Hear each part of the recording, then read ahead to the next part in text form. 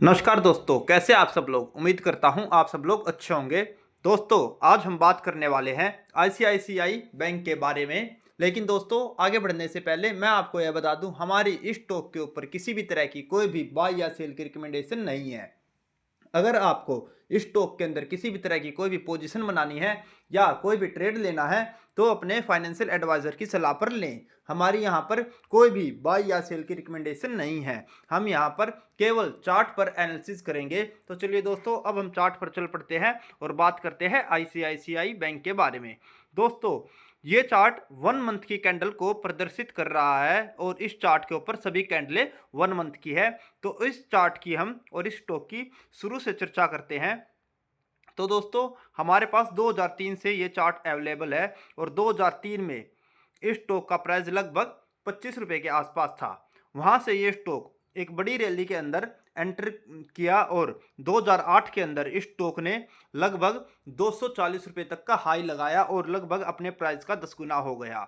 वहाँ से स्टॉक ने एक बड़ी गिरावट की शुरुआत की और 2008 की गिरावट के अंदर ये स्टॉक नीचे की तरफ गिरता हुआ 240 से 50 रुपए तक आ गया और एक अच्छी खासी गिरावट इस स्टॉक ने अपने प्राइस का लगभग 80% के आसपास, 70 से 80% अपने प्राइस का इस स्टॉक ने करेक्शन की और यहाँ से वो लगभग 50 के आसपास सपोर्ट लेता हुआ ऊपर की तरफ 2010 के अंदर 210 तक का इस स्टॉक ने हाई लगाया। 210 से 220 तक का 2010 के अंदर हाई लगाया, लेकिन ये अपने 240 से 50 के हाई को ऊपर की तरफ ब्रेक नहीं कर पाया और ये स्टॉक लगभग 2014 तक करेक्शन के अंदर ही रहा और उस दौरान ये स्टॉक नीचे की तरफ 120 की रेंज में और ऊपर की तरफ 220 की रेंज में, लगभग 100 पॉइंट की रेंज में काफ़ी लंबे समय तक 2009 से 2014 तक लगभग 5 साल तक 100 पॉइंट की रेंज के अंदर ही कारोबार करता रहा और ऊपर निकलने की स्टॉक ने कोशिश नहीं की। लेकिन 2015 के अंदर इस स्टॉक के अंदर 2014 के अंदर एक ब्रेकआउट आया और आप देख सकते हैं जुलाई 2014 में इस स्टॉक ने एक ब्रेकआउट दिया और ये स्टॉक ऊपर की तरफ जाता हुआ लगभग 350 तक इस स्टॉक ने हाई लगाया और वहां से फिर इसने 2015-16 करेक्शन के अंदर शुरुआत की और 2016 फरवरी में इस स्टॉक ने 170 रुपये तक के लो लगाए और लगभग एक साल की करेक्शन इस स्टॉक ने फिर से की। 2016 मार्च में इस स्टॉक ने बॉटम बनाया और वहां से एक बड़ी चाल इसने ऊपर की तरफ की दिखाई और 2019 में इस स्टॉक ने 550 रुपये तक के हाई लगाए और अपने प्राइस का लगभग 3 गुना ये स्टॉक 2019 में हो गया और कोविड की गिरावट के अंदर एक शार्प फॉल इस स्टॉक के अंदर आया जो इसको लगभग 260 रुपये तक ले आया और अपने प्राइस का लगभग 50% की करेक्शन इस स्टॉक ने की। वहां से स्टॉक ने 2019 से 20 के बाद इस स्टॉक ने दोबारा पीछे मुड़कर नहीं देखा और एक बड़ी चाल स्टॉक ने ऊपर की तरफ की दिखाई और आप अगर प्राइस की बात करें तो 275 रुपये से ऊपर की तरफ ये स्टॉक जाता हुआ 1250 रुपये तक आ चुका है और लगभग लगभग अपने प्राइस का 5 गुना ये स्टॉक अभी 4 से 5 साल के अंदर हो चुका है।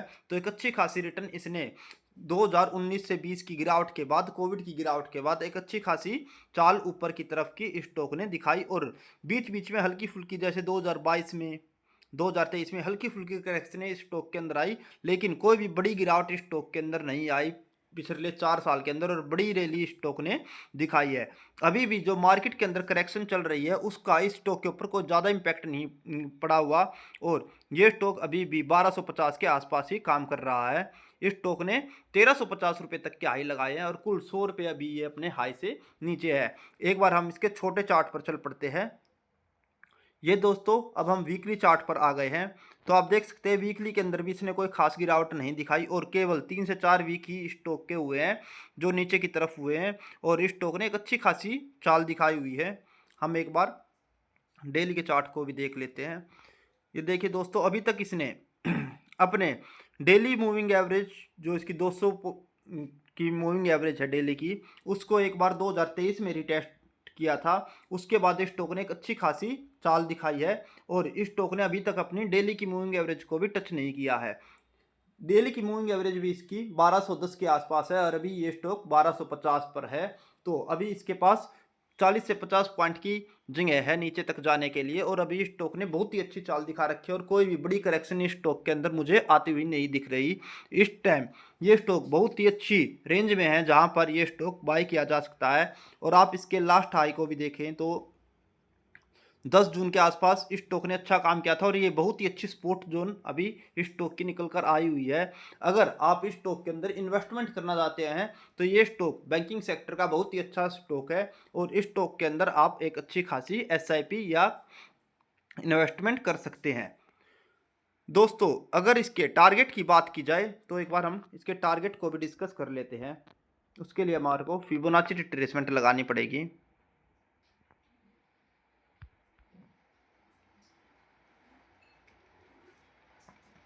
अगर दोस्तों ये स्टॉक यहीं पर सपोर्ट लेकर ऊपर की तरफ निकलने की कोशिश करता है तो इस स्टॉक का टारगेट जो निकल कर आता है, पहला टारगेट रहेगा इसका दोस्तों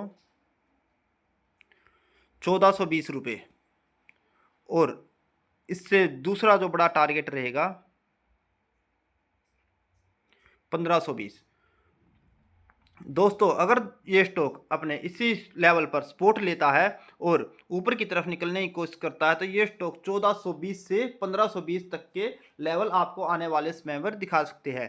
लेकिन जिस तरह से मार्केट की सिचुएशन मुझे लग रही है, ये स्टॉक लगभग अपनी 200 की डेली की मूविंग एवरेज तक तो आएगा ही और लगभग 1200 तक ये स्टॉक आ सकता है। उस कंडीशन में ये स्टॉक कहाँ तक जा सकता है एक बार उसको डिस्कस कर लेते हैं। अगर दोस्तों ये स्टॉक आपको 1200 की रेंज में मिलता है तो उस कंडीशन में आपके टारगेट भी थोड़े ऊपर हो जाएंगे।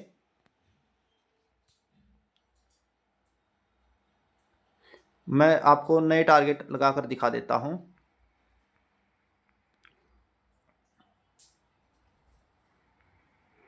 पहला टारगेट आपका रहेगा 1440 और दूसरा टारगेट रहेगा 1590, 1600। अगर ये स्टॉक अपने डेली की मूविंग एवरेज तक आता है और 1200 की रेंज में आपको मिलता है तो उस कंडीशन में इसके टारगेट भी ऊपर की तरफ बढ़ जाएंगे, क्योंकि वहां से जो हमारे फिबोनाची रिट्रेसमेंट के हिसाब से टारगेट आते हैं वो 1440 और 1580 से 90 के निकल कर आते हैं। तो हो सकता है अभी मार्केट के अंदर काफ़ी गिरावट आई हुई है और मार्केट भी काफ़ी कमज़ोर लग रही है, तो इस कंडीशन में हो सकता है ये स्टॉक एक बार आपको 1200 की रेंज तक मिल जाए। तो ये रेंज बहुत ही अच्छी रहेगी आपकी स्टॉक के अंदर इन्वेस्टमेंट करने के लिए। और आप अगर जो स्टॉप लॉस लगाना चाहे तो 1170 रुपये का आपका स्टॉप लॉस निकल कर आता है। मैं आपको मार्क करके दिखा देता हूँ, 1160 रुपये, 1160 रुपये आपका स्टॉप लॉस निकल कर आता है। ये मैं आपको दिखा देता हूँ आपका स्टॉप लॉस कहाँ से निकल कर आया। 2024 मई में इस स्टॉक ने एक बार यहाँ पर रेजिडेंस लिया था और 2024 जून के अंदर भी मई और जून में 2 बार स्टॉक ने रेजिस्टेंस लिया है और वहाँ से इसने ब्रेकआउट किया था और 1250 तक ये स्टॉक गया था। वहाँ से दोबारा इसने रीटेस्ट लिया और इस रेजिस्टेंस को इसने सपोर्ट बना लिया था और 1160 रुपये पर सपोर्ट लेकर इस स्टॉक ने एक अच्छी खासी चाल दिखाई थी। तो ये आपका बहुत ही स्ट्रॉन्ग स्टॉप लॉस हो जाता है और सपोर्ट जोन भी बहुत ही अच्छी निकल कर आती है। अगर 1160 का लेवल नीचे की तरफ ब्रेक होता है तो आप स्टॉक की पोजीशन से, शॉर्ट टर्म की पोजीशन से एग्जिट ले सकते हैं या आप अपने स्टॉप लॉस को 1160 रुपये मानकर इस स्टॉक के अंदर इन्वेस्टमेंट कर सकते हैं। तो ये एक बहुत ही अच्छी रेंज रहेगी आपके स्टॉक के सपोर्ट के लिए। आप 1 डे की मूविंग एवरेज के आसपास इस स्टॉक के अंदर इन्वेस्टमेंट कर सकते हैं। आपके टारगेट मैंने आपको बता दिए है 1440 और 1580 से 90। आपका स्टॉप लॉस रहेगा 1160 रुपये और आप इस लेवल पर 1200 से 1250 की रेंज में इस स्टॉक के अंदर इन्वेस्टमेंट कर सकते हैं।